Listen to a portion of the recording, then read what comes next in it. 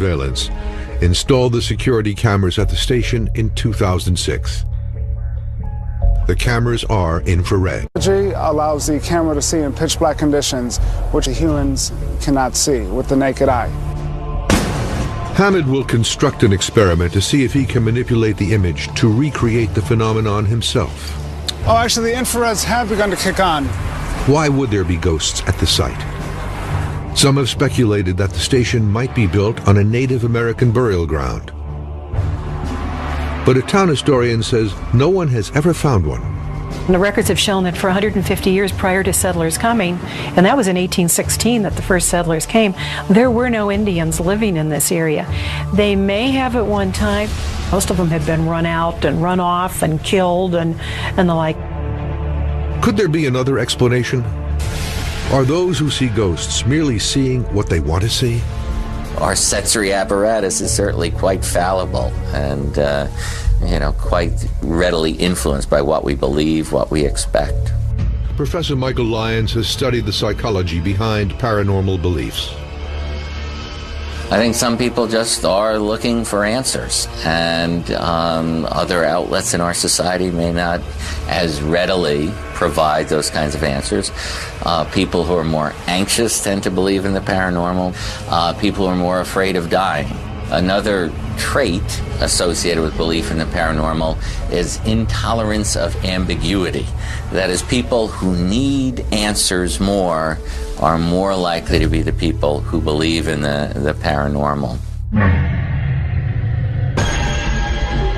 At the Borden House in Massachusetts, the search for new evidence is beginning. Al Rauber and Dave Manganelli arrive early to prepare for the night ahead. Paranormal activity has been reported throughout the house. In the basement, on the second floor, and more recently on the third floor, in the maid's room, and down the hall in the chimney room where a caretaker lived in the 1990s. Recently, there's been a surge of activity in that room. The first time I could actually feel an unseen hand on me, that's when it was enough for me. Tim Weisberg had his very first physical encounter with a haunting spirit in the chimney room. My legs, which were draped over the side of the bed here, just started picking up on their own, and I could feel the hands enveloping around my ankles, and that's when I said, okay, wait a minute, that's not, the wind, that's not anything else, that's definitely, something picking it up and pulling. In August 2007, Matt Moniz and his ghost hunting group were videotaping in the same room when one of their cameras moved by itself. The camera turned at roughly a 45-degree angle. Now, when this happened, I thought maybe somebody had kicked the wiring to the camera. She reset the camera back to its original position. She physically watched and heard the camera pick up and turn, focus directly back at her, with nobody else near it. It did it again. What? It just heard that this time. I heard it. I was right here. I heard it. Manganelli will spend some time exploring the chimney room with the FLIR thermal camera. It is the highest resolution handheld infrared thermal camera ever made. All right, so this is the sofa on which Andrew was killed. The camera is normally used by industry and the military to see heat energy invisible to the human eye. We can't see it in the infrared, but the camera can. So if it's giving off heat, the camera will spot it. Now that cat we know well, it's nothing paranormal. Robert Madding heads training for FLIR Systems, manufacturer of the camera. This model, the most sensitive of the FLIR cameras, is being used for the first time ever in a paranormal investigation. So for people that believe that ghosts have substance, and if that substance has a temperature to it, then the camera has a possibility of picking it up. People report being touched. People report hearing voices that they can't trace a source to. And then, of course, seeing things, which is the most rare. According to accounts, Lizzie Borden's murdered parents are not the only ghosts here. It's believed that The third floor is haunted by the spirits of 2 children. Town history reveals that in 1848, in the house next door, another double murder took place in another Borden family. The mother of that family killed her 2 young children in the basement of the house. They were drowned in a cistern on the Borden property, and today they're believed to possibly be haunting this house on occasion. Another spirit that seems to be inhabiting our 3rd floor is that of Michael. Michael was a former caretaker of the house, and he worked for the former owner. And not long after he moved out, it's said that he died in a fire out in Connecticut. He fell asleep smoking. But it's honest. So 5 violent deaths. Are there 5 souls haunting this house? Can paranormal investigators Al Rauber and Dave Manganelli get the evidence to prove it? You got to listen to this. You tell me what it's saying. The Lizzie Borden house has been a hotbed of paranormal activity ever since Lizzie's parents were murdered there. The investigation for new evidence is targeting several key areas in the building. In the basement, on the 2nd floor, where the family's main bedrooms are located, and on the 3rd floor, the chimney room where a caretaker lived, and in the maid's room down the hall. Well, this is Bridget Sullivan's room, the Borden's maid at the time of the murder, and I had an incident one night. I was alone in the house. I came up here to sleep, and when I woke up in the morning, the first thing I noticed was that the little rocking chair that sits to the left of Bridget's bed here had moved around to here and was facing me like somebody was watching me sleep. The Borden residence is unusual in that all the rooms on the 2nd floor are connected without a central hallway. So Andrew Borden's room leads directly into his daughter Lizzie's room. Well, certainly, since this is the Lizzie Borden house, I'd like to put a camera in here and keep an eye on things as we investigate. Okay. Outside Lizzie's room is the John Morse room, named after Abby Borden's brother. This is also the room where Mrs. Borden's body was discovered. And Mrs. Borden received 19 hits with what was believed to be a hatchet. Ouch. And where was that body exactly? Her body was found right here between the bed and the dresser. Al Rauber plans a variety of experiments.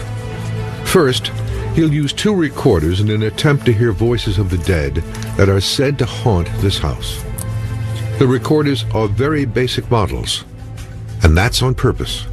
More sophisticated recording devices, the way the microphone is built, it has too many filters in it and filters out a lot of the voices before they come in. The finer the design, the less it's going to allow outside of the box types of stuff getting into it.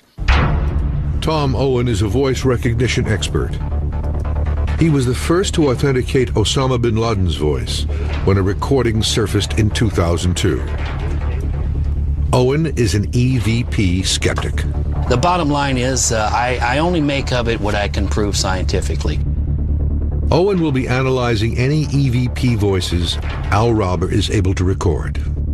If somebody brings me a recording and I can run the multi-speech test and the oral and visual cues appear, then I can state with some certainty that that's the recording of a human voice. Whether it's from the other side or not, you know, it really doesn't matter. It either is a recording, in my opinion, of a human voice, or it's not. Rauber also wants to look for electromagnetic fields. Remember, for these things to manifest, they need energy. Monitoring temperature will be important as well. Those who've seen ghosts here sometimes feel a sharp drop in temperature. I have some remote thermistors, temperature sensing devices. I'll set 3 up in one room. The other room that people claim is always very cold is the Morse room, where Abby was murdered. Dave Manganelli is in charge of gathering video footage. He's got 2 roving cameras and lockdown cameras in 4 locations. the maid's room, Lizzie's room, the Morse room where Abby Borden's body was found, and the basement. Those cameras feed their signals to a control room set up in the Borden dining room. From there, Rauber and Manganelli can monitor everything that's going on.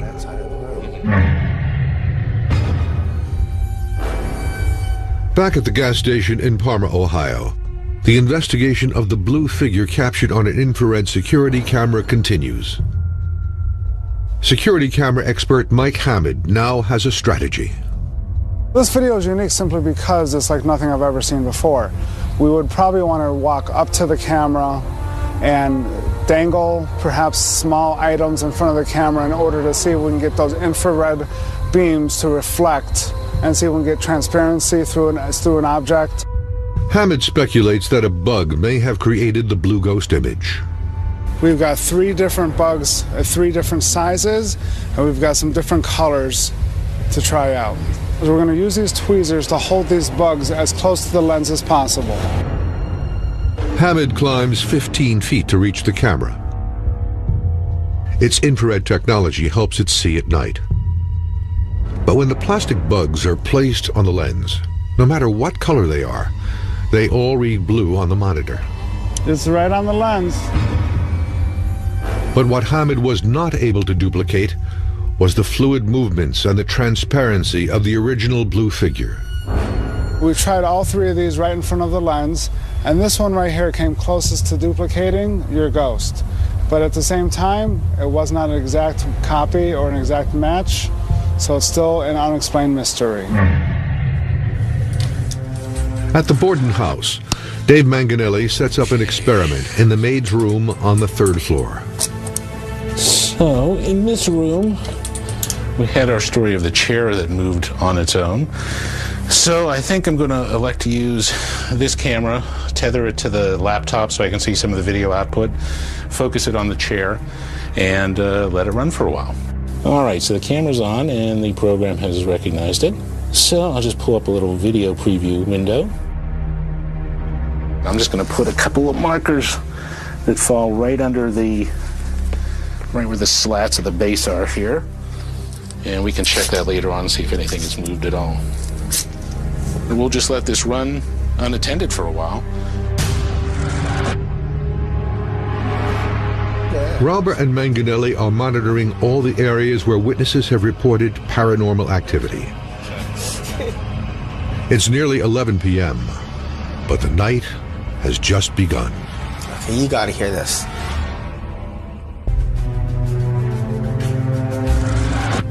"11:30 p.m. at the Lizzie Borden house in Fall River, Massachusetts. Al Rauber is recording for Paranormal Voices. I'm going to just do a walkthrough of the house, room to room, where the activities seem to be more often occurring. Into Lizzie's room. I believe we did get some voices in this room. If anybody is in this room, this is again another opportunity to scientifically prove your existence. Now coming down the hallway to the chimney room, we've had many reports of things happening in this particular room. If anyone is in this room, if the gentleman that they refer to as Michael, if you are still here, please leave us a message on this tape recorder. You know how to do it, you can do it. The chimney room was where Matt Moniz and his ghost hunting group witnessed one of their cameras moving on its own. Al Rauber and Dave Manganelli sat down to analyze the video themselves. So it's not. There's a few number of people in the room. Yeah, there's a good number of people in the room, so it's not unattended. There it is. Okay, camera moves.